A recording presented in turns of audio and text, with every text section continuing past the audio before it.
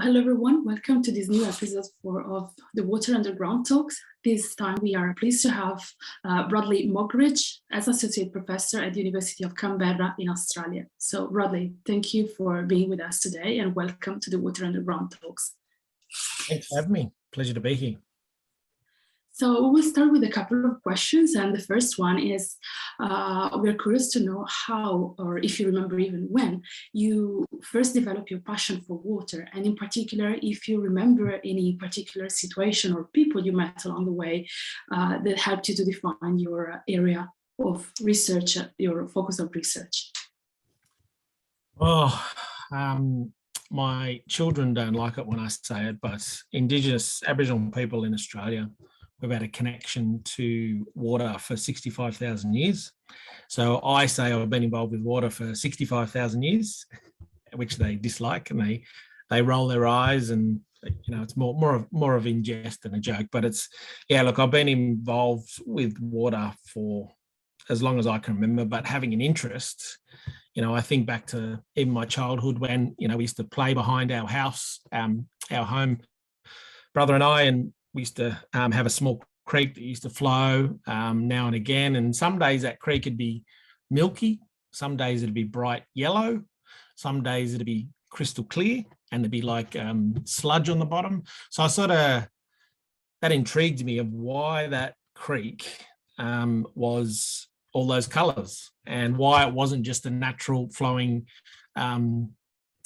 tranquil stream that looked healthy. It just never looked healthy. And we'd go catch frogs and guppies and little fish and tadpoles and things like that. So it was, but then, as I got older, I realised that creek was where we lived was downstream of an industrial area. So, it'd been abused. So it was a pretty sick little creek, and obviously flowed into a larger river downstream. But I suppose thinking about that was, my first sort of queries about water and my first questions. And that's, sort of led me on the pathway to being a water scientist. But, other aspects along the way was I was doing geology after my high school. And one of the lecturers said, you probably should think about groundwater, because groundwater is, or hydrogeology and things like that. He sort of said, it's a space that doesn't have many professionals. It's a big issue in Australia. And as it's out of sight, out of mind. And, we need to raise its profile, and, we need more people doing hydrogeology. And I said, I thought about that. And, it wasn't until around the turn of the century, the 2000s, that I was thinking of doing a master's in hydrogeology, and it's sort of, the rest is history. Great, thanks for sharing. And hopefully actually this year, as the year of groundwater, we will see more and more professionals also in groundwater, and more people familiar with this concept. What is the role or connection between groundwater, anti-racism, decolonization, and sustainable development with your work? And how do these issues play out in your region or discipline? Yeah, look, it's how long we got? A couple of days to talk? Yes, if you want.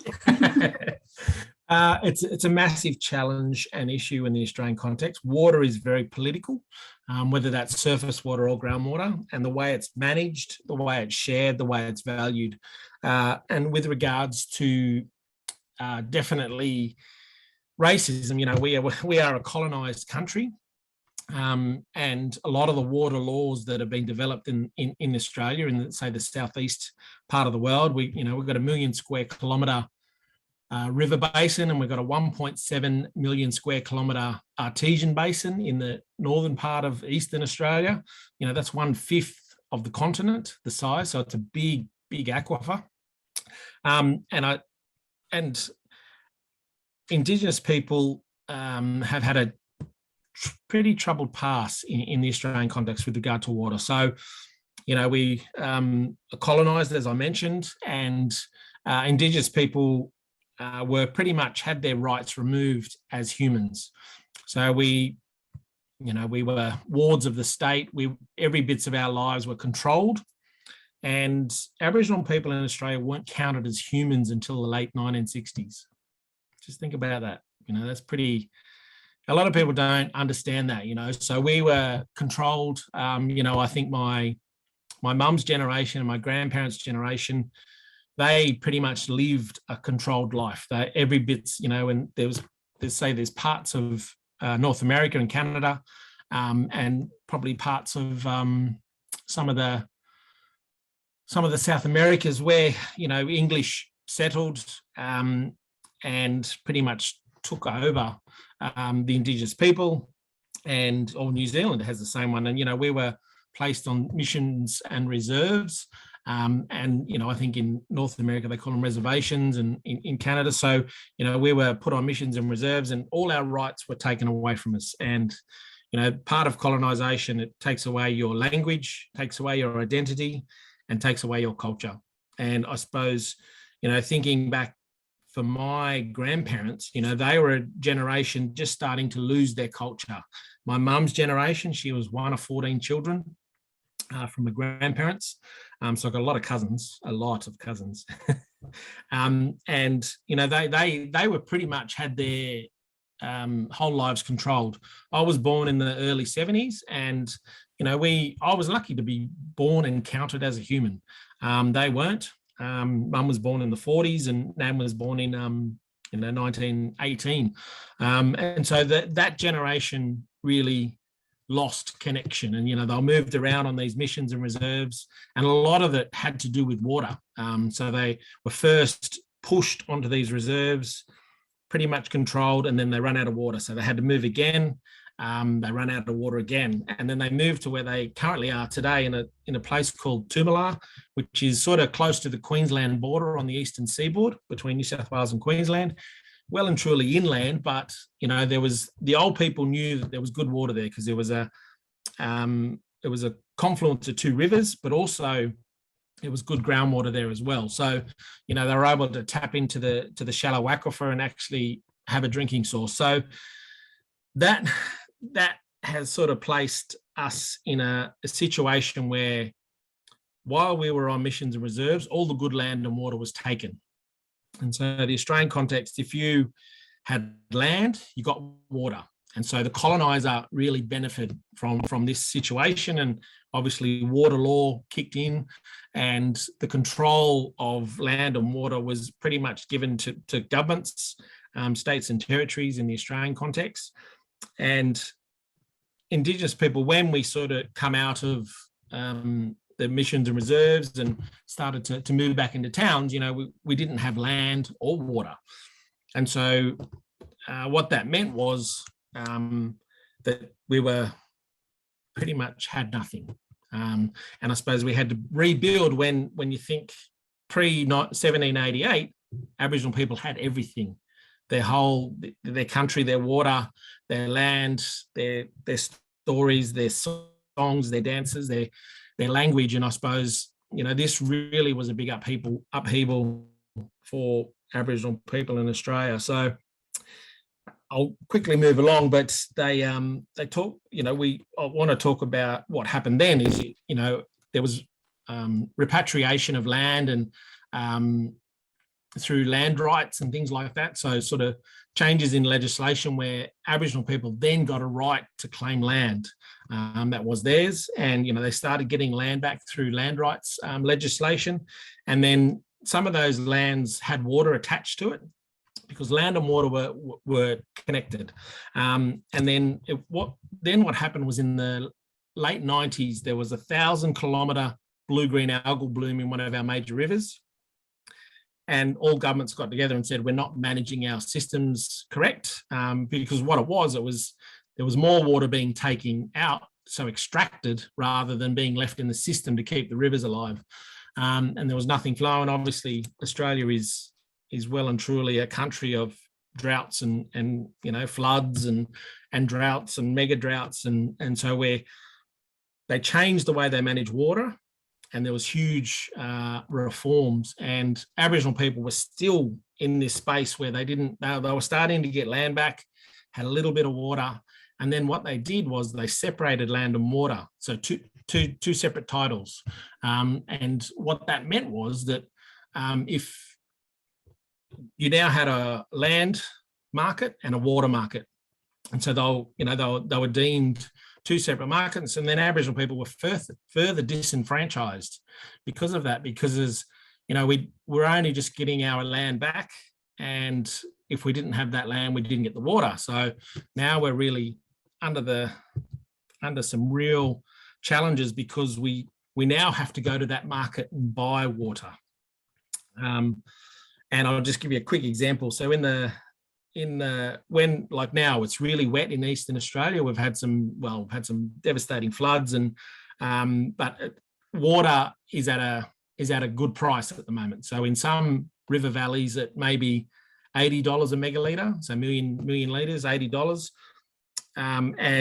But during our last drought in about 10 years ago, it was around $1,000 a megalitre. So you can sort of see if you have water, you have some serious power. And that's where we're at now. And if we want water, we've got to go to the market and buy it. And that's sort of going back to my original thing, that water law is not set up for us. It benefits the settler. Well, thank you for sharing. It's really interesting. Thank you very much for sharing that. And it is sort of probably in the same direction. How do you think your personality, or maybe your personal interest, strengthen you as a scientist? Yeah, that's a great question, actually. And I think scientists always struggle, to sell their science, to tell their science. And I think I'm in a little better, I'm a little bit luckier, I reckon, because, my people are renowned storytellers. And I think, there's some of like when I talk to children at schools and things like that about science and groundwater and water values, I say, I've listened to some of the oldest water stories on the planet, because we're an old continuous culture. And, some of our stories, go back, there's stories of volcanism that go back 37,000 years. There's stories of climate change. We've survived 2 iterations, maybe even 3 iterations of sea level rise from end of ice ages and things like that. So, I have no stories get told and retold as part of our observation. So, when I get the chance to talk, I think I'm lucky, because I can tell a story, and our stories go in circles rather than a straight line, point A to point B. Our stories go in circles, and you can sort of, hopefully when I talk, I bring people with me. And, scientists struggle to do that. And I think being that storytelling is built in. I'm probably a little bit luckier than some, and you want to connect with your audience, and you want to tell the audience about your science. It might be the best science in the world, but if you can't connect with the audience, you've lost them. People start going to sleep. And I think if you the best place to tell a story is around a fire. Sitting around a fire, there's something about it. And I think that's the way Indigenous knowledge and Indigenous science is best told, around a fire. And, we say our ancestors come from beyond the stars, beyond the Milky Way, and come to our traditional lands. And my traditional lands are up around the Queensland border and northern New South Wales. We're called a nation. The nation's called Kamilaroi, and our stories tell us that our ancestors come from beyond the stars, not just the galaxy, but beyond the galaxy. And they come down, and then when we tell our stories by the fire, the smoke takes our stories and our language back up to the ancestors, and they are happy. Wow. I think everybody listening now wishes to be there with you and listen to the story, I think. And you mentioned about kids in the school and so the new generation. Is there a message that you would like to pass to the next generation of groundwater scientists and practitioners? Yeah, that's another great question. Look, I try and talk to influence, the next generation of scientists, but also push the study of groundwater. So, we started off talking about, it was just recently World Water Day, just this week. And we've got World Water Week later in the year, and both of those are focusing on groundwater. And I think this is a good year for groundwater. So we need to promote, I was on Twitter going crazy about groundwater a lot. So on World Water Day, raising the voice and because it was it making the invisible visible, I think this year was World Water Day. And, like that aspect of getting people understanding groundwater, because, I mentioned before, it's out of sight, out of mind. So people just, they put down a bore and sometimes water comes out. Or in our Great Artesian Basin, which is in northern part of Australia, you put down a bore and water comes out at high velocity, so it's under high pressure and it just keeps coming. But our ancestors talk about groundwater as ancient water. And, so some of that water is, 2 million years old from, recharge to discharge. So, emphasizing the importance of groundwater to kids and telling stories about groundwater is really important. And I think the stories get the kids interested. And, when I mentioned, I just mentioned before that, Aboriginal people are some of the oldest storytellers on the planet. But those stories, what they mean is that, that is thousands of generations of observation and testing, their territories. Because, Australia is a dry landscape. It's the driest inhabited continent on Earth. We've got one of the oldest living cultures on the planet. And if you don't know water, you're not going to last long. So, raising the knowledge, but also the connection to water. And I always give a story around, all depends on the audience too, but I think this audience, hopefully will. There was an anthropologist in the 60s, and he was in the central desert talking to this old man who was talking about his language and his connection and his stories. And the anthropologist had finished his time. And at the end, the old man gave him this, it was a wooden bowl. It's like a bowl shape, but it's actually a spear thrower. So it's like it projects a spear at high velocity. And on the back of that spear thrower, so it's a wooden implement, and on the back were all these concentric circles, and they all had lines connecting them. And what it was this is in the central desert of Australia. There's no surface water, and all these concentric circles. I think there was 49 in total. This was just in part of his territory. There were 49 different sources of water. So they're all pretty much shallow aquifers or groundwater springs or things like that. So they was each and every single one of them had a different language descriptor. So each water hole had its own language name. So it wasn't English, it was in Pintubi language. And that old man gave it to the anthropologist, and the anthropologist had to learn all those water holes before he was able to receive that gift. And, in a modern context, that's like a GIS layer of groundwater springs in the desert. So that sort of knowledge still exists in Aboriginal Australia, and some of it has gone to the grave, sadly. But I think there's, to try and get the kids thinking about, who are the local Aboriginal people, what is their connection to water, what's the name of that river in an Aboriginal language, and so get them thinking from an Indigenous point of view rather than just the Western way as well is part of what I try and do as well. Yeah. And speaking of knowledge, is there any paper, or maybe even better, since for what you talked, another piece of knowledge that impacted you the most, and if you want to share, also why? I did my master's thesis in early 2000s on Aboriginal people and groundwater, and it was unpublished at that point. And one of the things that while I was talking with my elders, I had this vision of 3 water holes in my head. It's not really a paper, but it's more of a connection and a story to groundwater. And I painted this in traditional sort of Aboriginal art. I painted these 3 water holes. And then when I was telling one of my elders, when I was up on my traditional lands with them, and he was talking about, these are the 3 water holes you painted. I've never been to them, but I dreamt them, you know what I mean? I've been dreaming about them. And, that sort of connected me to, my spirituality, but also to my traditional lands, that I didn't grow up on my traditional lands. We visited regularly when we were growing up.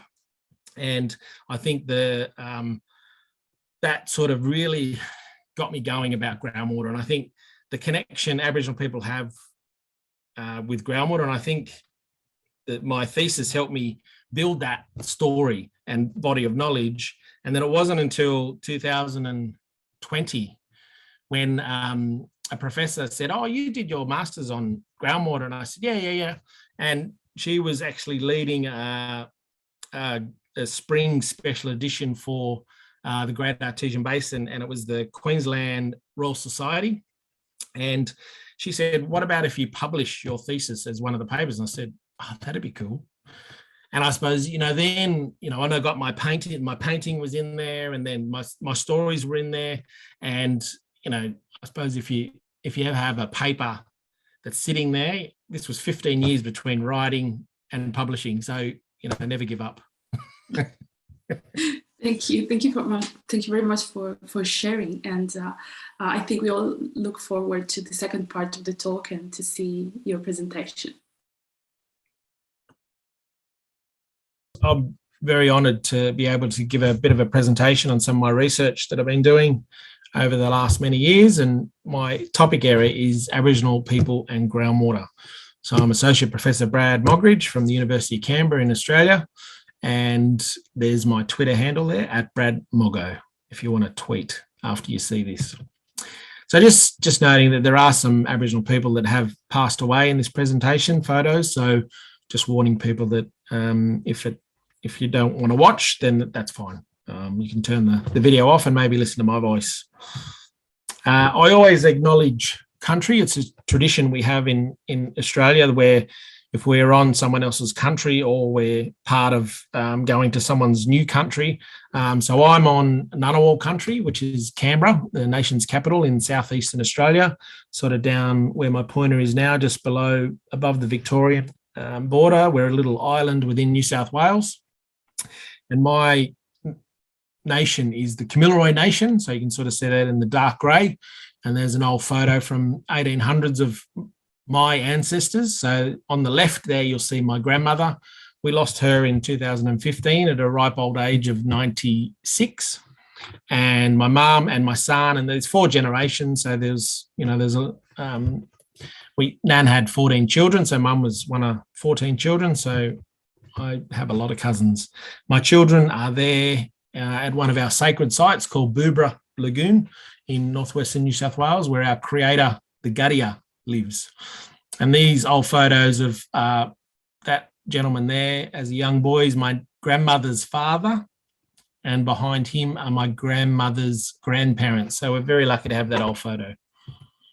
So what I'll talk about is introduce the paper. I've been speaking about it for the last 15 years. If you're in Australia, you may have heard me talk about it at Australian Groundwater Conference or International Association of Hydrogeologists forums, whether it's state or we've had a global forum in WA a number of years ago. So you may have seen it then. Contents of the paper, the findings, the challenges, the future. I got 15 minutes of fame and my methodology with a blueprint for the future. So water for Aboriginal people, it's in our law, it's in our songs, in our dances, it's in our dreaming stories, and of course our art. We're trying to reconnect with our traditional water knowledge and our methodologies. So how our old people knew water, tell our stories our way, make sure it's culturally safe when we're telling our stories, and we have free, prior, informed consent as per the United Nations Declaration on the Rights of Indigenous Peoples. We want to lead in caring for our country and our water, and the validation of our knowledge has to come. It will come. There's a photo of Yaba, my totem through my grandfather. It's the carpet snake, and it's non-venomous, but it's a beautiful passive snake. And, there were stories of my great-grandfather walking around camp with a carpet snake, just hanging off his shoulders. So that sits at my front door, protecting our house and my family from any nasty spirits that want to enter. So in 2005, I completed my master's thesis at the University of Technology in Sydney, and I submitted it as Aboriginal People and Groundwater. And then 2020, so 15 years later, I got to publish it in a journal. So the Emeritus Professor Angela Arthington was running the Royal Society of Queensland Great Artesian Basin Springs Special Edition, and she asked me to publish my master's thesis, which was a great honour. And so, if you ever got that paper, don't give up. 15 years later, I got to publish that one. And so what it did was I wanted to look at Aboriginal people and what entitlements or water licenses they actually owned, what water they owned. But unfortunately, in the licensing process, there's no identifier, there's no box to tick in state databases or licensing systems. And still to this day, so, 2005 was 15 odd years ago, 17 years ago.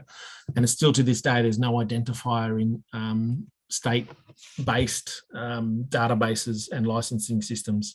So I then moved on to looking at the relationship between Aboriginal people and groundwater through the dream time or the dreaming. So we call it the Burugu, which is where our ancestors come from beyond the stars to create our landscapes. Survival, how we survived on the driest inhabited continent on Earth for so long. Art is very strong in Aboriginal art is very strong in Australia, and it's very popular. And a lot of art, especially when you get into the drier regions, will have water stories. Observation, so looking at the missionaries back in the day that looked after our ancestors on missions and reserves, the surveyors that moved across the landscape, the early explorers once colonisation happened, and of course up to modern day use. So diversity. In Aboriginal Australia, we're not all the same. We have different language, different law, landscapes, cultural practice, capacity, status and governance. What I mean about that is capacity as in, do we have the capacity to engage with Western ways? Our status, are we an Aboriginal Land Council? Are we under legal terms native title? Do we have native title? And governance, how do we manage our assets and obviously our lands? Landscapes, we have alpine region, we have desert, we have semi-arid, we have tropical, above the Tropic of Cancer, we have Tropic of Capricorn, we have wet and dry season in Northern Australia. So, there's very different, we get more temperate down the eastern coast, southeastern coast. And then obviously inland, we have the Great Dividing Range where we have some alpine regions. So there's different landscapes. And then this is a map I share with people. These are all the different languages, Aboriginal languages prior to European settlement, English settlement and invasion in 1788. So you can sort of see there's 250 plus language groups. And I'll put my cursor over Kamilaroi, the sort of pale yellow. So we're a fair chunk there. And I'm down here in Canberra, and you can sort of Sydney there, Brisbane would be about there. So we're a fair chunk of the eastern seaboard, but going over a number of language groups, I'd have no idea what they were talking about. So you can sort of see the diversity that happened. So, this diversity happened over thousands and thousands of years. So groundwater stories, the rainbow serpent, some people may have heard of. For me, it's called the Guttia.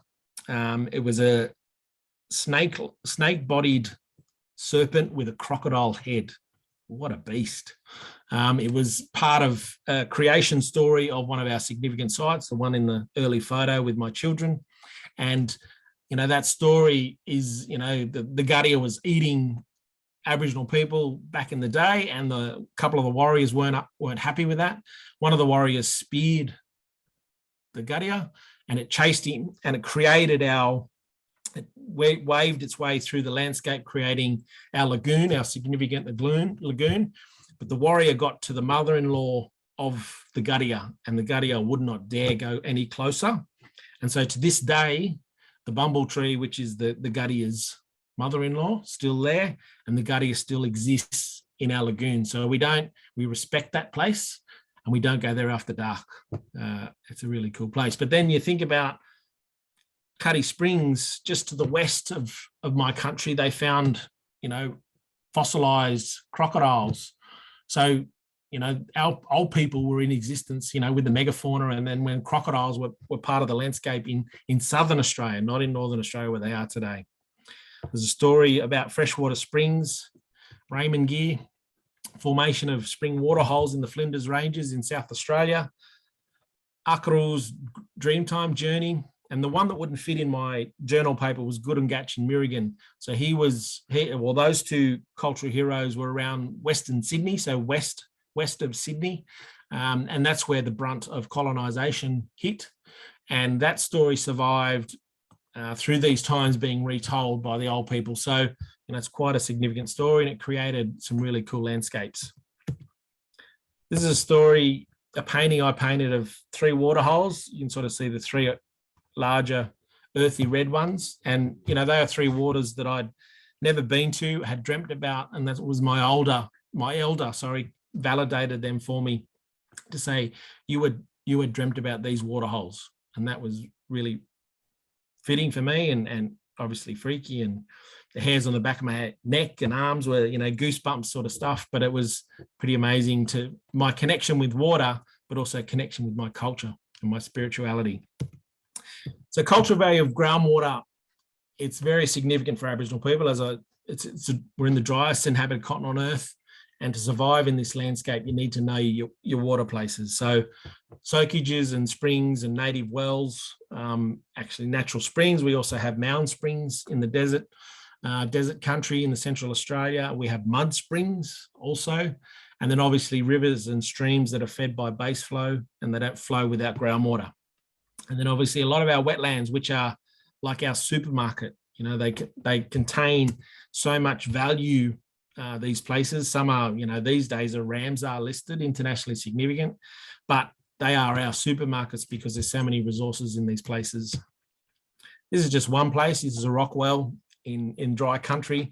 It was a stopover point on the way to ceremonies at Boobra Lagoon. And, these rock holes were maintained and covered so animals couldn't actually go in there or die in there. So it was maintained as a drinking water supply. Some more groundwater values, karst and cave systems, recharge areas, they're very important. So, we've got right now in one of our main recharge areas, sandy soil country, we've got 850 coal seam gas wells going into our country. And so that's really scary for our old people because they know it's a recharge area and it's very important. There's a lot of important sites there, but the unknown of what coal seam gas will do there is very scary.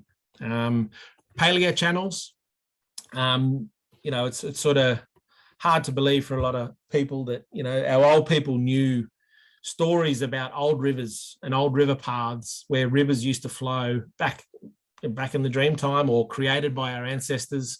And they talk about, these old ancient rivers. And then when, geologists or hydrogeologists go to test that, they find river sediments in some of these, in these places where these old rivers, the knowledge of these paleo channels is underestimated. We also have the fractured rock systems and porous rock systems and hanging swamps in sandstone country west of Sydney are very important as well. So all those places are very, very important as actual sites that are groundwater dependent. And then we have cultural values, which are groundwater dependent or water dependent. So we have the physical value. So we have altered trees, so amended trees, or where they used to carve a story into the tree's bark, or actually scar trees to take out dishes and burls to actually fill with water or fruits and berries, and they were called coolamans. And so if that scarred tree is still alive, it's still water dependent. Then we have the dreaming stories that connect our places to water, and they're also very important. Educational values, the transfer of knowledge from one generation to the next is super important. And, Colonization tried to destroy that, to turn our knowledge and our stories and our language and pretty much take it away from us. So there are some languages that are extinct, and there's no longer any survivors that actually can speak it or understand it or tell it. So we are reclaiming a lot of our language. So some of it was recorded back in the day by anthropologists. So economic values are also important. This was the story I told about the old man that gave an anthropologist through engagement a spear thrower, which is a wooden shaped implement that actually propels a spear at a high velocity and accuracy. And on the back had all these concentric circles, and each circle had its own name. And the old man got the anthropologist to learn them all, and before he got that as a gift. So, you know, as I mentioned, that is a GIS layer in modern terms. In the central desert of Australia, where there's no surface water, this old man knew all his water places. So values also, men's and women's business. Groundwater have distinct connections for men and women. So in my traditional lands, a lot of groundwater sites are women's sites. So I need to be very careful. I don't go to those places and I don't talk about them. So, you know, that is still part of today's management. So, you know, if I need to go and view a groundwater place that it's a women's site, I just don't do it. Massacre sites, they're sad places across the country. A lot of them happen around water, where the frontier battles occurred in Australia. They're, as I said, they're sad places, but they're also important places. So environmental species, cultural keystone species, are groundwater dependent. We obviously have the Steiger fauna, but their animals go to these water holes to drink. And, you know, they're obviously watched by Aboriginal people over the generations. And, you know, so they are water dependent, those species, but also those species are culturally important as well. Ceremonial sites, the big gatherings that Aboriginal people had were always around water. If you didn't have water, you couldn't have a ceremony. Our ancestors are buried in soft riverine sand and mostly next to groundwater sites. So a lot of our old people's remains are next to water places as well. And then I gave that example of that spear throw with all the language connecting to water. That's a great example. And, you know, language is starting, you know, it's a bit of a revival. My generation and the next generation are reviving language. They want to learn their own language. You know, I mentioned there's 250 plus Indigenous languages in Australia, and each one is different. So this is a digitized map of Australia. You can sort of see a lot of the water courses. Most are ephemeral, only whenever it rains, you know. So here this is desert country. You won't see much surface water here. You know, the tropics kicks in about here. This is the Lake Eyre Basin, one of the largest desert basins on the planet, I think. The Murray-Darling Basin, which is Australia's food bowl and very famous for what it is. Tasmania, and then you have, if you don't know where water is or groundwater is in this place, you know, where the desert is, central part of Australia, you're not going to survive long. And Australia does not celebrate that knowledge of our own water. Aboriginal knowledge is not celebrated. It's put into the realm of fiction, of myth and legend and fable. So it's moved from anywhere near science or non-fiction, you know what I mean? So our job is to validate that and obviously push that. Following my thesis, I was lucky to be interviewed. So I call this 15 minutes of fame. You know, it was, as soon as it hits that thing called the internet, it goes crazy. It's even interviewed by Quenching Australia's Thirst. It was Living on Earth. It's a Boston radio station, so that was an ungodly hour for them to interview me. You know, BBC did a story on groundwater, and then Australasian Groundwater Conference had an Indigenous session. So we're starting to infiltrate the system and do good things in groundwater. So we have a national groundwater strategy or strategic framework in Australia, and we get one line. of cultural significance for Indigenous Australians. So we don't exist in national documents. You know, that's all we get is that one line, which is quite sad. We have a groundwater dependent ecosystem atlas. You know, they looked at aquatic, terrestrial and subterranean. And then when I started looking for groundwater dependent cultural sites and values, there was zero. So, you know, these big databases at a national level, Indigenous knowledge still doesn't exist. So we're still fighting. So this is my cultural place, Boobra Lagoon, and then the Guida wetlands, which has a Ramsar site. These are one of my conclusions. Over the many thousand years, Aboriginal people have accumulated a comprehensive and astounding knowledge of groundwater. These factors need to be taken into consideration by governments, local, state or national, when planning decisions are made that may affect the quality and quantity of groundwater. If we want Australia to protect the resources for future generations, then Aboriginal people must be involved in the decision-making process. Why am I still doing it? I enjoy groundwater. I enjoy the science of groundwater, and I think Aboriginal knowledge of groundwater has to be celebrated. And I think that's part of my journey, is making sure that it hopefully inspires Aboriginal people and researchers to consider the subject matter to the future, because it's something that I got a great deal out of. Our cultural species, the Malian wedge-tailed eagle, which is a apex predator, and then the brolga, which, you know, they come from China and Siberia to wetlands in Eastern Australia. So if we've got water there at the right time, our species are happy. So what I'm trying to do is flip the paradigm away from my people, from being the research to becoming the researcher. You know, I always ask people to be a champion of this. And then if you can make it happen, step back and let us thrive. I'm always learning how I relate. It's how I relate to my people and my country. Whereas I suppose it's in a Western way of thinking, it's individually owned. I want to fill the void. I want to be a voice for Kamilaroi, with Kamilaroi, by Kamilaroi. This is a bit of a blueprint. I call it a list of demands. Indigenize the curricula and, you know, indigenize science. First Peoples water networks and units.